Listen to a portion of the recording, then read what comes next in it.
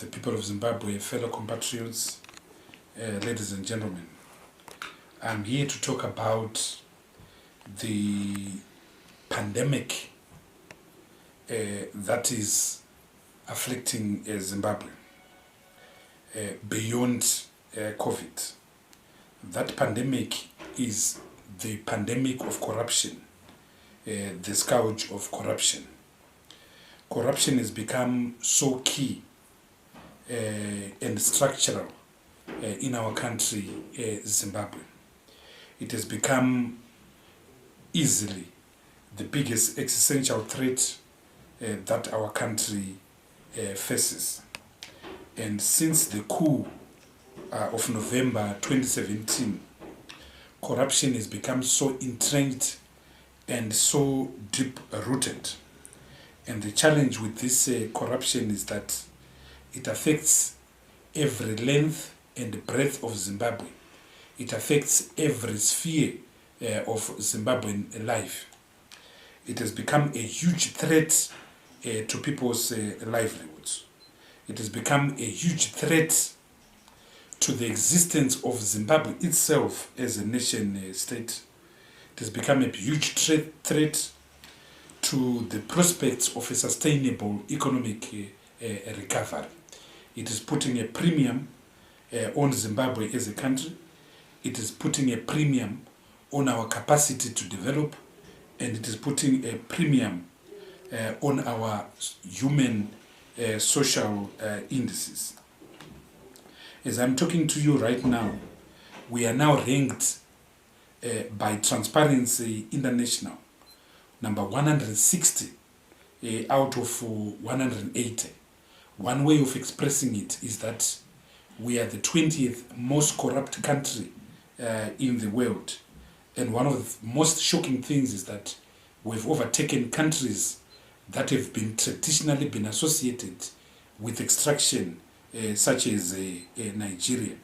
And I have no doubt in my mind that with the accelerated manner in which corruption is being carried out in Zimbabwe, we will overtake literally every African country on our continent.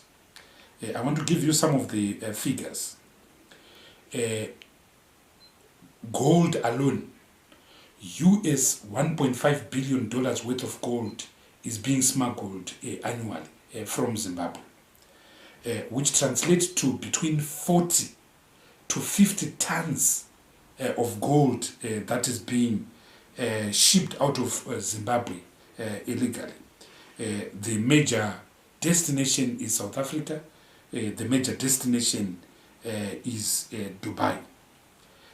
Diamonds, millions and millions of carats are being shipped out of Zimbabwe, even after the low levels of production that are taking place at Marange. We estimated that between 2009 and 2014, Zimbabwe lost 15 billion US dollars worth of diamonds illegally, a figure which was also confirmed by the late President Robert Mugabe. In our estimation, the figure is much, much bigger than $15 billion.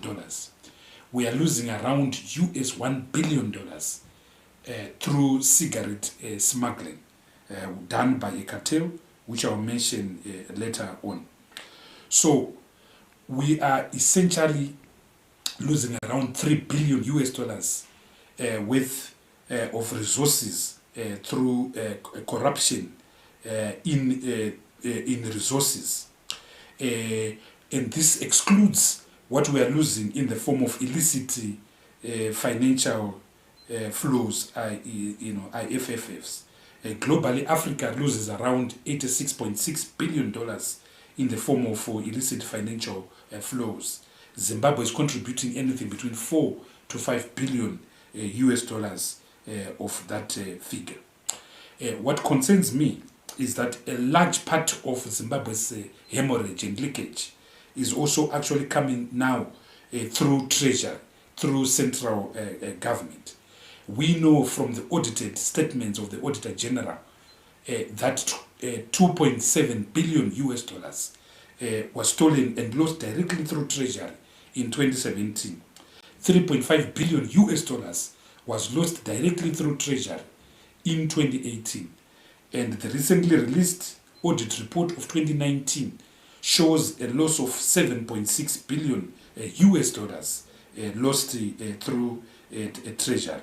So in 3 years, over and above the budget deficit, around 14 billion US dollars has been lost through the Ministry of Finance. And this is concerning because the Ministry of Finance traditionally is an oversight ministry. It is a gatekeeper. So it beholds the mind when the gatekeeper becomes the principal gate crusher.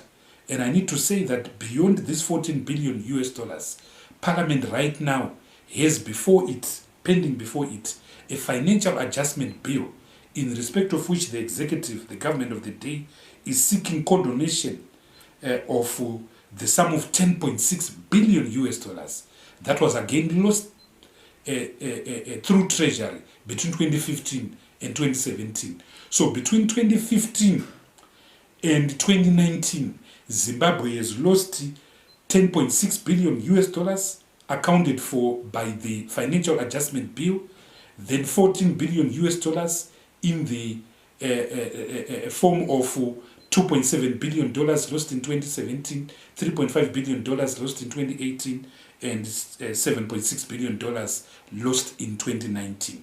There is more in 2020. There is more in 2019. So the bottom line is that Zimbabwe has essentially become a criminal enterprise. Zimbabwe has essentially become a mafia state. Zimbabwe has essentially become a criminal enterprise, a kakistocracy. Those that are presiding over the state are essentially engaged in the total emasculation of Zimbabwe to ensure the continued reproduction of extractive relations and rent-seeking behavior. And two things matter to those that are running our country, namely the power retention agenda. They will do anything for the purposes of power retention, including stealing elections, killing people, as we saw on the 1st of August 2018, killing people, raping people, as we saw in January 2019, the emasculation of civic society, the emasculation and dismantlement of the official opposition, the MDC alliance, the arrest of civic activists, journalists like Wopel Chingono, and so forth. But power is inextricably connected with looting. Whereas under President Mugabe, it was power for the sake of power. Under Emerson Mnangagwa, power is a means to an end, and that end is extraction. That end is looting. That end is corruption.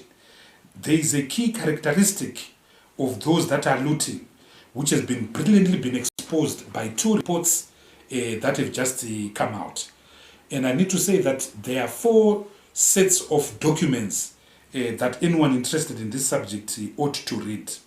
The first one are the report by the Auditor General from 2014 to 2019, being the last report. The second set of source documents are the reports coming from Parliament and its portfolio committees. In particular, the reports by the Public Accounts Committee, which we've done, the report on the Central Bank, the report on the Ministry of Finance, the report on Zinara, the forthcoming report on Command Agriculture. Those should be read.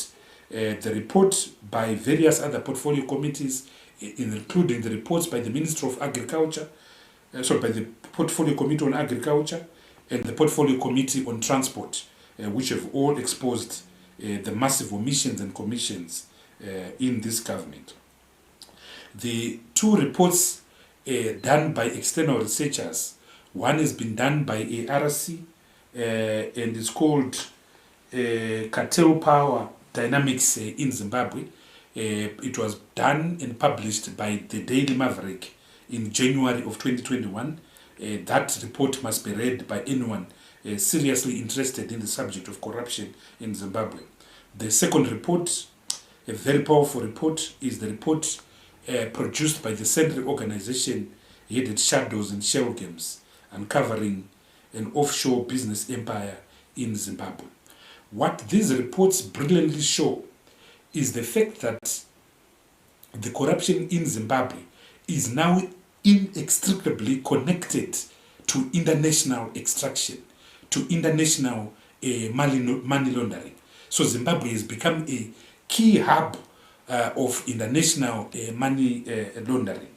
Much of the money that is being siphoned from Zimbabwe is being housed in the offshore resort of Mauritius.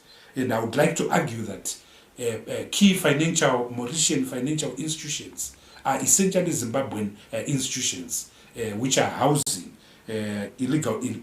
illicit flows from Zimbabwe. So too the Cayman Islands, and to a very small extent Switzerland. So we need an international response to the crisis of corruption in Zimbabwe. The Zimbabwean authorities, in the form of the Anti-Corruption Commission, the Zimbabwe Republic Police, the National Prosecuting Authorities, are not equal to the task of dismantling the international structures of illicit financial flows and extraction that are now essentially harbored and originating in Zimbabwe, but with huge international tentacles in places such as Belarus, places such as Russia, places such as South Africa, places such as Switzerland, places such as Singapore, places such as Dubai, places such as India for our diamonds, places such as Hong Kong, places such as China, which are so key in the aspect of extracting loot from Zimbabwe. And if you do a comparison of the key characters that are looting Zimbabwe, and I'm going to mention them, and you compare some international looters that we've lived with, people like Suharto, for instance, the Marcos regime in the Philippines. The key challenge with Zimbabwe is that it's dominated by roving bandits. Now there's a difference between the roving bandits and stationary bandits. Stationary bandits are like Suharto. Stationary bandits are like Marcos. They will steal, but they will make sure that the economy and the citizen also benefits. The challenge with Zimbabwe's roving bandits is that they leave nothing for the ordinary average individual. They leave nothing for Zimbabwe. So Zimbabwe is extremely poor, yet it's generating billions and billions of dollars. It's only them and their children who are eating, as it were. It's only them and their children who are benefiting. And we see the results of their children eating. Their children are driving vehicles that cost $4 million, $5 million. If you go to Semlevis village, you see Lamborghinis being driven there. You see Ferraris being driven there. All kinds of luxury vehicles in Zimbabwe. Yet, 79% of our people are living in extreme poverty, surviving on less than US $1.25 a day. Thousands of Zimbabweans now dying through COVID because the government has failed to provide social safety nets and grants to our people. Our human resources index have collapsed. Our maternal mortality rates are now 96 out of 1,000 mothers. Our infant mortality rates are now 102 out of 1,000. In the last 2 years, teachers have not gone to school because they're being paid peanuts. In the last 2 years, nurses have hardly gone to school because they're being paid peanuts. The public health system has collapsed. The public transport system has collapsed. The public education system has collapsed thanks to to the roving bandits we have. So the difference between a roving bandit and a stationary bandit is that the stationary bandit will milk 6 barrels of milk. He will steal 2 and leave 4 for the population. The roving bandit will milk 6 barrels of milk. He will steal those 6 jugs of milk. He will also steal the cow so that there is no milk to be milked from a cow. And that's the biggest challenge with Zimbabwe. It's full of roving bandits. Now I want to talk about the commanding heights of this corruption. There are essentially 9 commanding heights of corruption. In other words, 9 football pitches where corruption is panning out and where corruption is being played out. The first one is, of course, the US dollar and access to the US dollar, which inevitably makes the Reserve Bank of Zimbabwe a commanding height of corruption. The second one is fuel. The third one is command agriculture. The fourth one is mining. The fifth one is the transport sector. The sixth one is Treasury, the Ministry of Finance. The seventh one is public procurement, contracts. The eighth one is cigarettes. The ninth one is subsidies. And I want to talk briefly about these commanding heights of corruption. The government of national unity dollarized the economy, and in the process it decommodified the US dollar. The US dollar became plentiful and aboundful. It became the major currency of trade in Zimbabwe. It became the major instrument of trade in Zimbabwe. When we introduced the US dollar, it killed the arbitrage that the Zimbabwean dollar had been subjected to through speculative behavior and manipulation of the exchange rate. This regime in 2016 introduced a surrogate currency called the bond note. And once you introduced a fiat currency, bad money chases good money. So in no time at all, the dominant currency of the day became the bond note or the RTGS. So in no time at all, the parallel exchange rate had returned. In February of 2019, the government introduced SI 33 of 2019, which officially recognized the existence of an RTGS, a dollar of a local currency, which also partially liberalized this dollar. It allowed it to defloat from the fixed exchange rate of 1:1. In June of 2019, the government of the day enacted statutory instrument 142 of 2019, which officially de-dollarized the economy. It made the Zimbabwean dollar the sole currency of exchange in Zimbabwe. But of course, that created arbitrage. It created massive arbitrage in that the economy was trading in US dollars. And there is no economy that is traded in US dollars. There is no economy that is involuntarily dollarized, that has been able to de-dollarize. It's just logic. It's a question of trust.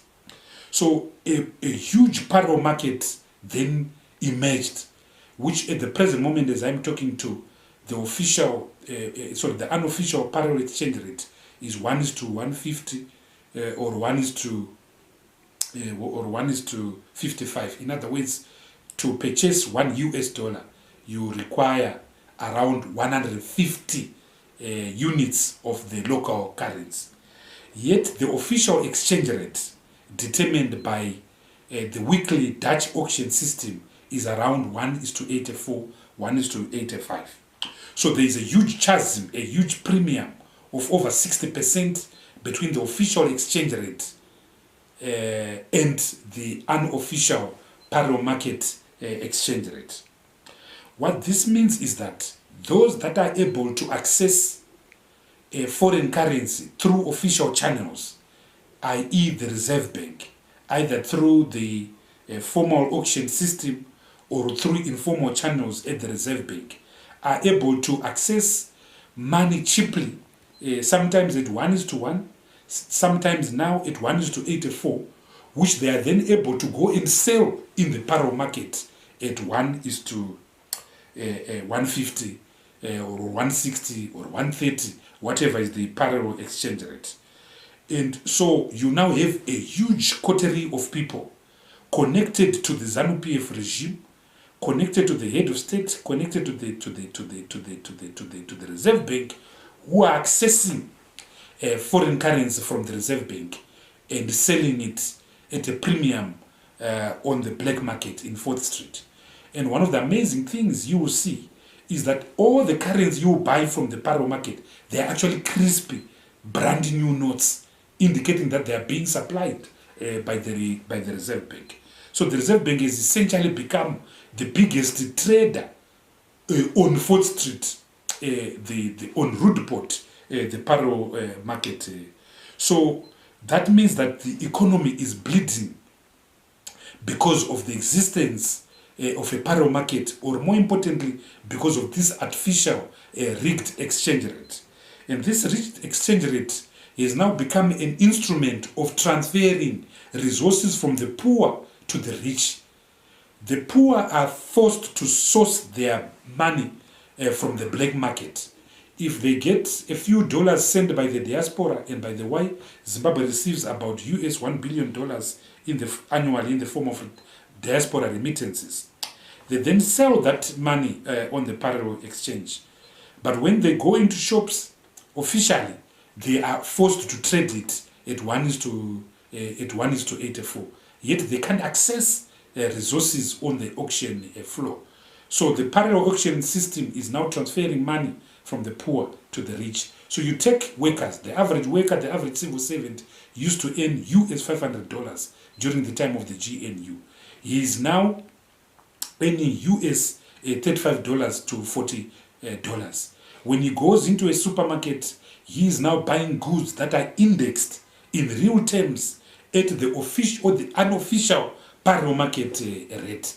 And if he decides to buy a US dollar, he has to go to a black market rate where he has to pay $1:150, and then go into a shop where that US dollar is now being discounted at $1:85. So it's a serious form of pauperizing the people of Zimbabwe. I want to come to fuel. Fuel is inextricably linked to abuse of foreign currency. You've got fuel cartels that are controlling Zimbabwe. The biggest is, of course, Kudata Gwirei and Sakunda, and their partner in crime, Trafigura, which is a Russian entity based in Switzerland. Then you have got the Zula group. Then you have got other small players like Trek, also owned by Kudata Gwirei, like Engine and Total. Now the big players, the Kudata Gwireis of this world, will go to the Reserve Bank and source foreign currency at 1:1 or at the official auction rate of 1:84. Then they are able to sell that money acquired from the Reserve Bank at 1:84. They will be able to sell it for a premium on the parallel exchange rate, where they'll get hundreds and thousands and millions of RTGS in local currency. They then go back and buy the original foreign currency at 1:84. So you find that the fuel companies are major players on the parallel exchange rate, including Secunda. And we know this because in June of 2019, the Reserve Bank, in July of 2019, the Reserve Bank actually officially closed Secunda's accounts in their many companies. And I'm going to read out some of these companies. Speaking of Secunda and its incestuous relationship with foreign currency, I want to mention what happened in 2019. So in January 2019, the Minister of Finance gave to Secunda US-backed Treasury bills in the sum of US $360 million. That was in January of 2019. In February of 2019, the Reserve Bank introduced SI 33 of 2019, which effectively meant that if you were holding a treasury bill indexed in US dollar, that treasury bill was now effectively an RTGS dollar exchangeable at 1:1. So in the case of Secunda, if you were holding a treasury bill worth US $360 million, come 23 February 2019, you are now effectively holding a treasury bill with 360 million Zimbabwean dollars or RTGS dollars. Now, everyone suffered. Everyone who was holding treasury bills suffered. And Zimbabwe was able to devalue its stock of domestic debt from around US $12 billion to a mere 12 billion RTGS dollar through the stroke of a pen, through statutory instrument 33 of 2019. But of course, Kuda is special. Secunda is special. They're well connected. So what Kuda managed to do was to force the Reserve Bank to discount his treasury bill of US $360 million through parallel market rates. So, and of course, he got some of the money in US dollars. And once he got this money, he was able to go and trade that money on the parallel exchange rate. The net result was that the Zimbabwean dollar collapsed from 1:10 to 1:25 in one day in July of 2019. Because suddenly the system finds itself with around $3 billion that was coming from the $360 million that Kudata Birei had. So there is an incest between the cartels and their access to foreign currency. If you were to do an audit of the beneficiaries of foreign currency since the Dutch auction system started in June of 2019, you actually find that the people who have benefited are the who's who of the cartels. Save that they've been clever, they use different shelf companies, and you have to piece the veil to go behind in order to determine who are those companies. So fuel is a major source of patronage in Zimbabwe. Kudata Gwirei and Trafigura control the pipeline.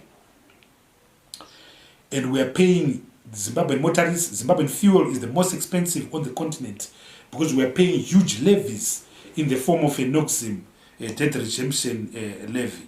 If you were to remove that levy, and if you remove the carbon tax, Zimbabwean fuel will actually be comparable to the region. So you have Kuda controlling the pipeline, and every fuel that comes through Zimbabwe has to pass through that pipeline. Then he is now effectively controlling NOIC or petrol trade. He is now effectively also the dominant player in the retail sector through his Secunda service stations, through his Puma service stations, his Trek service stations, and then of course you've got Zuva and Glencoe and the highest office in the land, all connected in this incestuous relationship. Over and above hydrocarbons, you've got Billy Rottenberg and his ethanol. A statutory instrument was passed in 2013, which made it clear that only a person in a joint venture agreement with Zimbabwe supply ethanol. So you find that Billy Rottenberg is supplying ethanol to Zimbabwe at a total cost of US $1.10 or $1.20. If Zimbabwe were to import ethanol from the biggest ethanol producing country in the world, Brazil or the United States of America or a Scandinavian country, it would land FOB at US 50 cents. But we are paying a premium to Billy Rottenberg of US $1.10 to US $1.20. So fuel is a major source of arbitrage in Zimbabwe. The third source of arbitrage is, of course, command agriculture. Now, we've spoken about Command Agriculture for a long time, and I will not spend a lot of time on it. Suffice to state that the resources that have been channeled by this government to Command Agriculture amount to 10% of gross domestic product. In real terms, at least 1.5 billion to 2 billion US dollars is channeled to Command Agriculture every year. If you look at the $2.7 billion I spoke in 2017, the $3.5 billion I spoke in 2018, and the $7.6 billion I spoke of in 2019, the bulk of that is Command Agriculture. And Command Agriculture has become a vehicle of stealing resources from the state, from Treasury, into elites, ZANU-PF elites. So you find vehicles, luxury vehicles, with nothing to do with the Command Agriculture have been bought. You actually find that the 2018 ZANU-PF financed the 2018 election through Command Agriculture. Minister Chinamasa issued a flurry of treasury bills in July of 2018 and in August, I think 10th of August of 2018. All this was to finance the ZANU-PF election. So Command Agriculture have become pernicious. In 2020, they hid it through a commercial bank, and they're pretending that the commercial bank is in fact disbursing its money. That is not true. The commercial bank in question is actually getting money from Treasury, which it is pretending to lend out to farmers. So Command Agriculture is pernicious, and Command Agriculture must be done away with, and we have a market-based system of financing our agriculture. If we have to offer them subsidies, let's offer supply-side subsidies, not demand-side subsidies.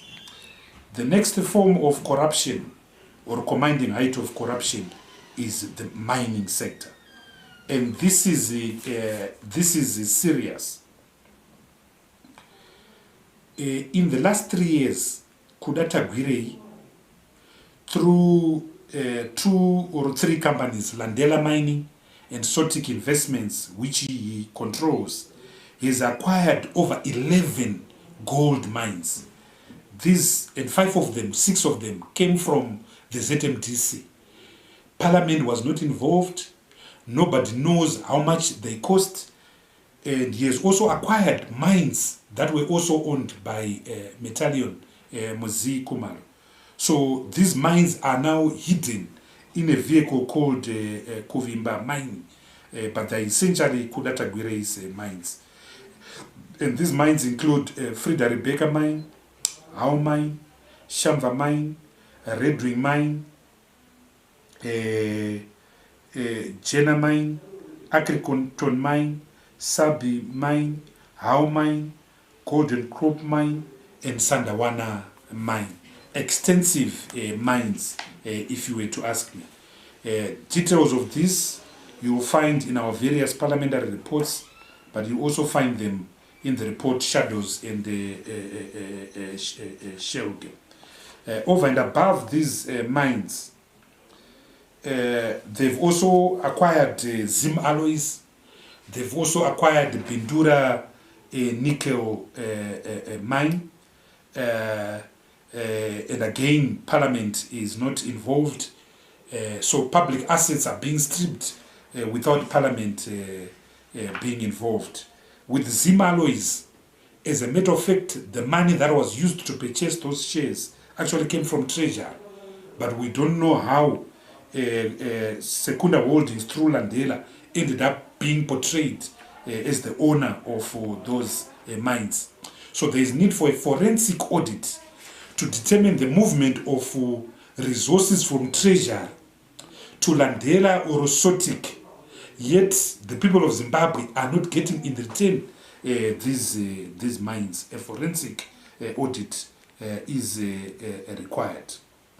I want to talk about gold. As I've indicated before, we are losing about 40 to 50 tons of gold that are being smuggled every year. Minister of Police, of Home Affairs, Kazembe estimates that around 1.5 billion US dollars is being lost in gold alone. The chairperson of the Anti-Corruption Commission, Justice Matanda Moyo, actually estimates that it's much more than that. It's 3 billion US dollars.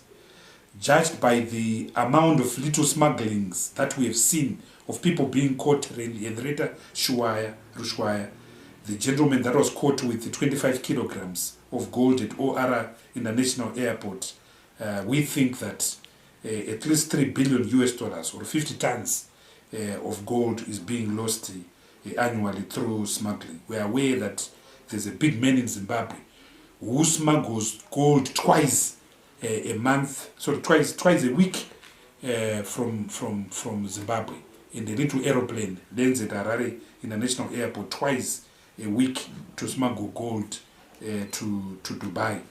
And Dubai has become a major center of gold smuggling in Zimbabwe. They've also liberalized gold. So some people have now been given private licenses of acquiring gold from artisanal workers, makorokozas, and also actually selling gold. So the monopoly of the Reserve Bank through Fidelity has actually been decimated, again to encourage illicit financial flows, to encourage looting of Zimbabwe. Another center of looting has become platinum resources. Every platinum resource, every platinum concession, other than the ones that are owned by the big guys, including Zimplats, are now owned by this company called GDI Investments.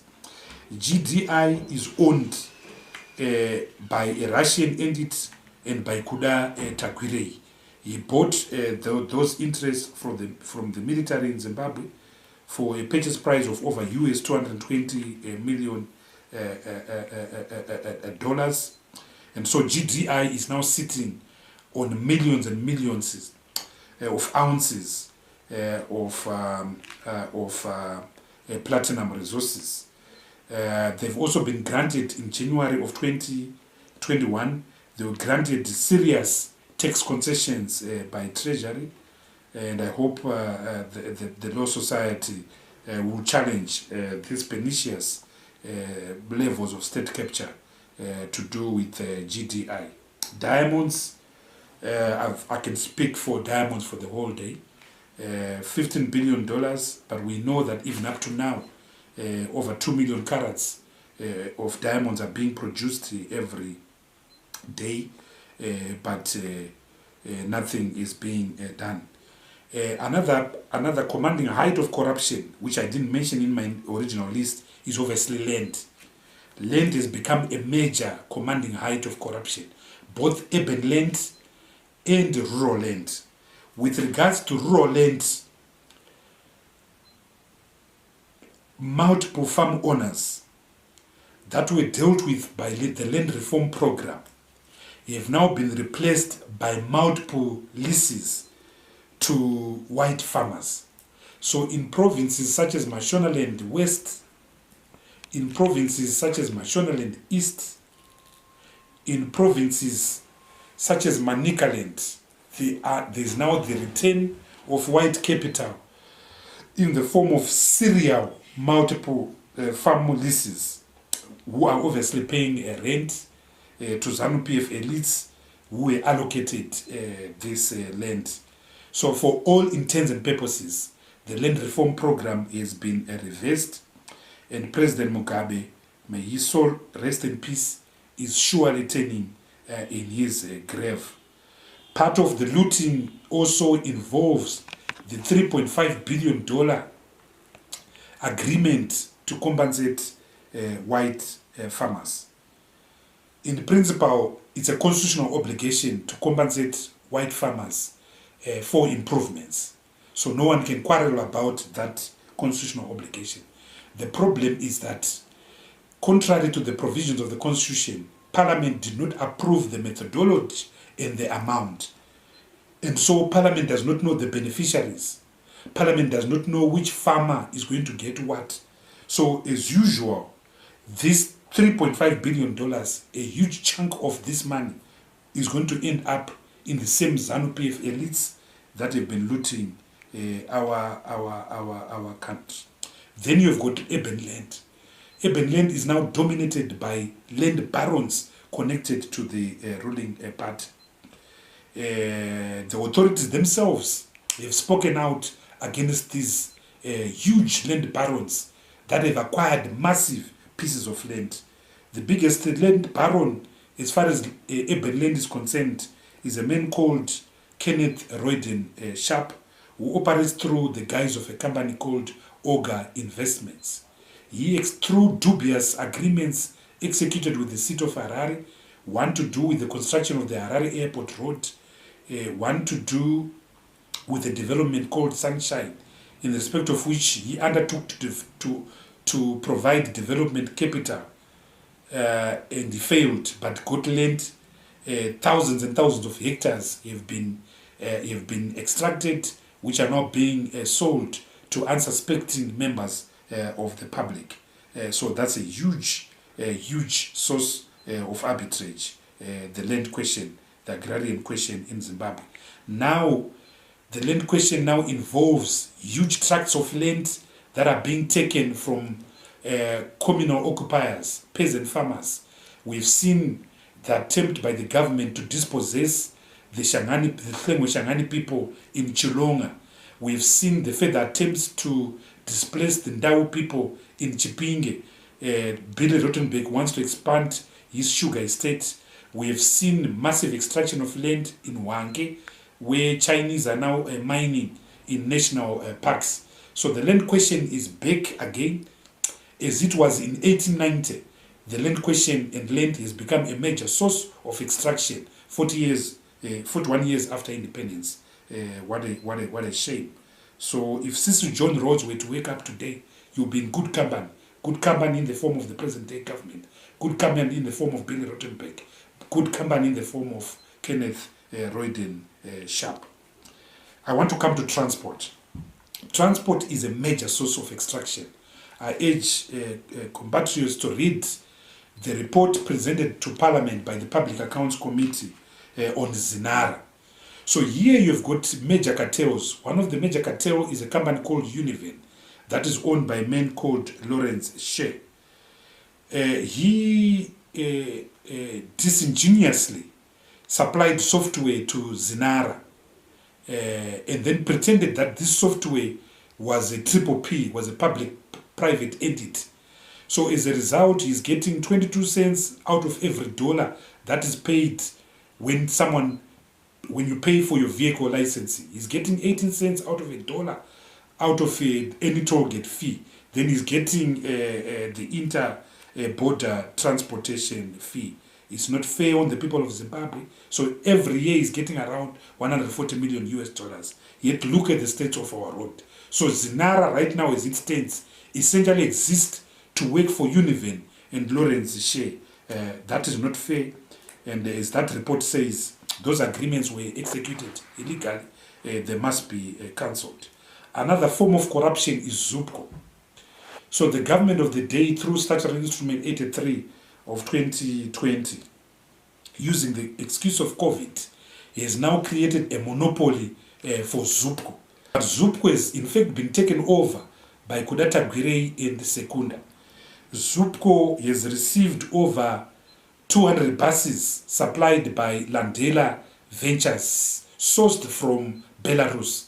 Those buses are acquired at around 40,000, 58,000, yet they are being sold in excess of $200,000 to the CMAD and to ZUPCO. So this has become a major source of looting.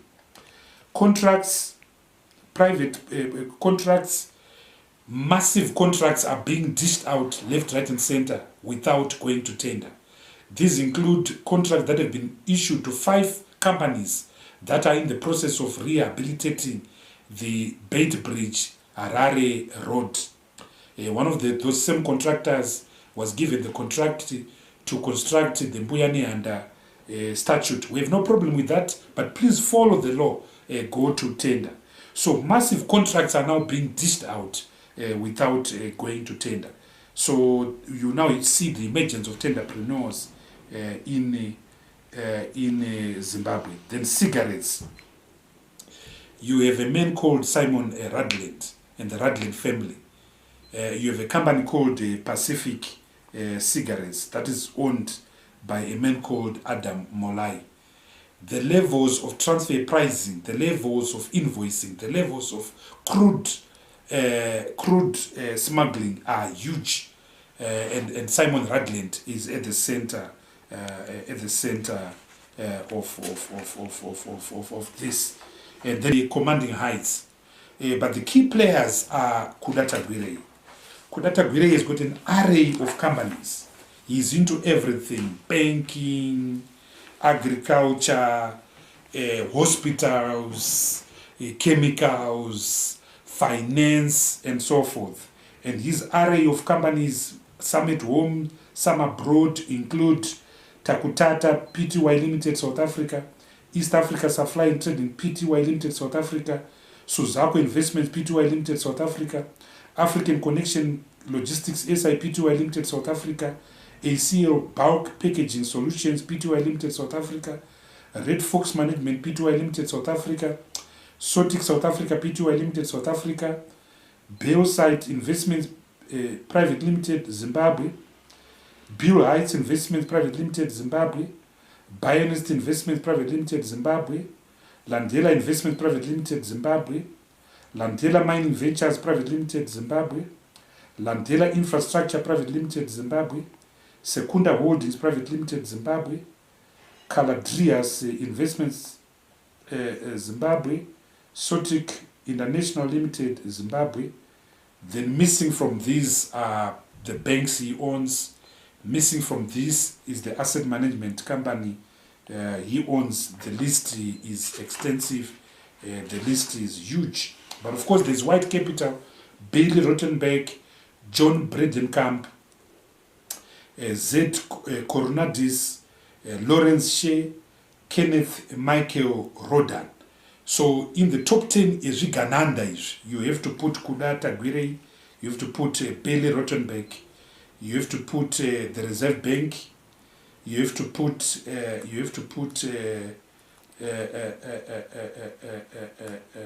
Nick van Voogstostrat, you have to put the Macmillan brothers who are gold smugglers, you have to put the Radland families, you have to put the thousands of new multiple farm owners that are now owning our land. I guess I'll do a separate briefing on the land question so that we unmask these people. What is the solution?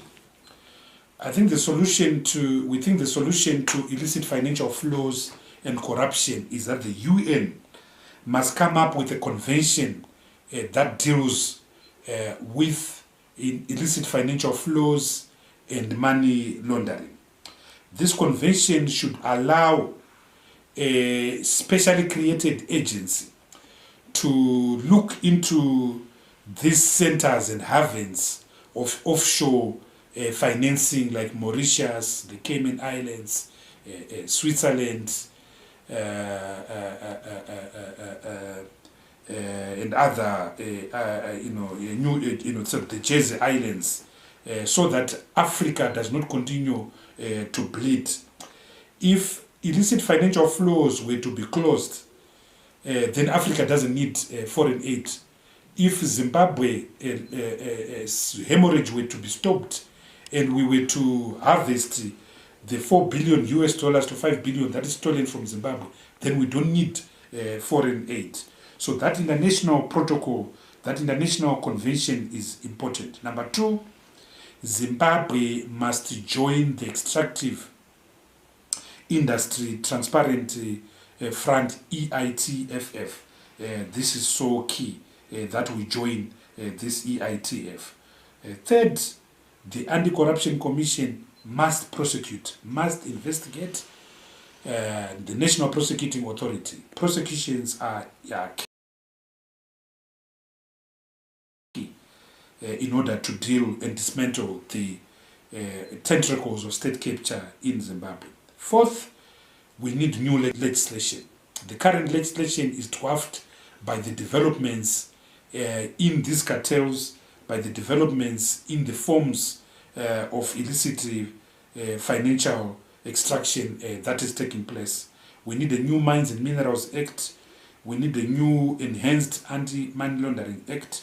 And we need a special task force within the Anti-Corruption Commission that is trained to deal with the sophisticated levels of extractive shame that is taking place. 5, we need a strong parliament. Parliament is so key. Look at the work that we were doing in the Public Accounts Committee. And we're able to do that work because we understand accounting, we understand economics, we understand law, we understand political economy. So we need a strengthened parliament to deal with and to bring to book the looting that is taking place. We need public officials to comply with Section 198 of the Constitution.